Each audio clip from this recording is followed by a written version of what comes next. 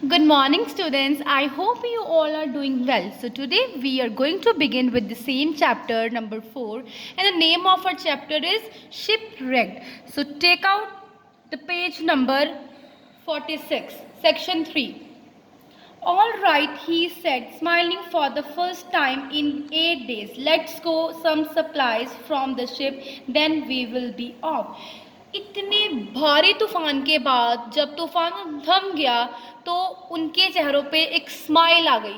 7 day से लगातार storm आ रहा था ना, तो जब 8 डे था तो उनके चेहरों पे स्माइल आ गई क्योंकि वो जो तूफान था वो ग्रेजुअली डिक्रीज हो चुका था। The family collected canvas to make a tent, a chest of carpenter's tools, rifles, pistols, knives, fishing rods, and iron pot plant seeds, and 2 cases of dried soup and biscuits. Family ने एक canvas collect किया क्या बनाने के लिए? एक chest of carpenter. Chest means large strong wooden box. उसमें क्या क्या कलेक्ट किया? एक iron pot, plant seeds, 2 cases of dried soup and biscuits. All were put into the following cask that would not be carrying family members. सारी चीज़ें cask में डाल दी लेकिन वो खुद कास्क में नहीं बैठे. Just as they were about to climb into the cask because they want to just climb to the cask. Cut off the rope को काटा and shove off with paddles.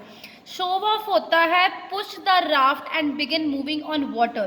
किसके साथ? पैडल्स के साथ। They had found in the hold, उन्होंने जो hold में वो जो पैडल्स देखे थे। A loud noise rose up from below deck, एक ऊंची आवाज आई डेक में से। द हेंस एंड रूस्टर्स, उसमें क्या थे? हेंस और roosters. Cried young Franz, please let's take with them, कहता हमें भी बाहर निकालो, हमने भी यहाँ से बाहर निकलना है।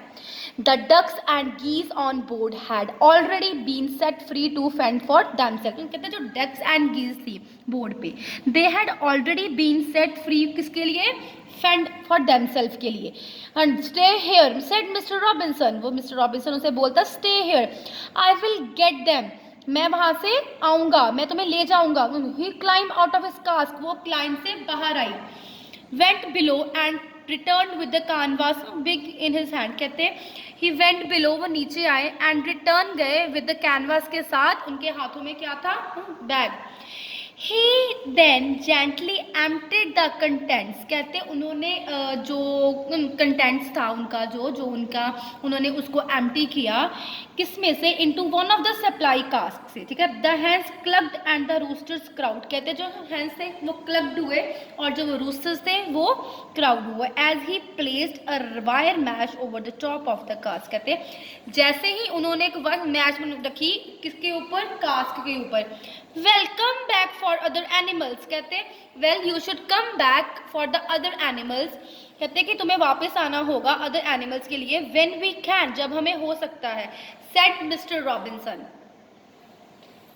Now students let's take out the next page. At last the Robinsons were off dipping their paddles into the water as they headed the cask towards the shore. Robinson ने अब क्या किया? डिपिंग किए पैडल्स वाटर के अंदर, तो उन्होंने अब कास्ट के थ्रू वो अब जा रहे हैं टूवर्ड्स शोर, किसके? शोर होता है किनारा। A couple of loud splashes आ रही थी behind, however made them turn, उन्हें टर्न करना पड़ा अपने हेड्स को। The two dogs Juno and Turk had just divided in after them, जो जूनो एंड टर्क जो डॉग्स थे जस्ट हैड डिवाइडेड, उन्होंने डिवाइड कर दिए। They swam alongside the cask, वो भी कहाँ स्विम कर रहे थे? Alongside the cask. Once on शोर, एक बार किनारे पे the Robinson family unloaded the supplies, उन्होंने अपनी जो सप्लाईज को उसको अनलोड किया। Set free of the hens and roosters and let the 2 dogs turn loose, उन्होंने हेंस एंड रूस्टर्स को फ्री कर दिया and then he let the 2 dogs run. The 4 brothers, उन्होंने क्या किया? देन फैंड आउट होता है walked over a wide area from a common starting place, क्या करने के लिए? टू कलेक्ट वुड और फायर, राइट।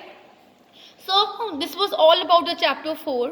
इट मीन्स इसमें हमने पढ़ा है कि एक शिप थी वो जो डूबने वाली थी, उसमें रॉबिन्सन की फैमिली थी जो सफ़र कर रही थी, और जो शिप थी वो एक इमीडिएट डेंजर में थी, डूबने वाली थी, लेकिन सेक्शन 2 में उन्होंने कुछ सामान निकाला शिप में से जिसके थ्रू वो फ्लोट हो गए, और सेक्शन 3 में एट लास्ट वो कास्ट के थ्रू पानी से बाहर निकले और एक शोर पे पहुंच गए, किनारे पे पहुंच गए, राइट। सो आई होप आपको बच्चे ये चैप्टर पूरा क्लियर हो गया होगा। In case you have any doubt और anything is unclear to you, you can ask me. Thank you and have a nice day.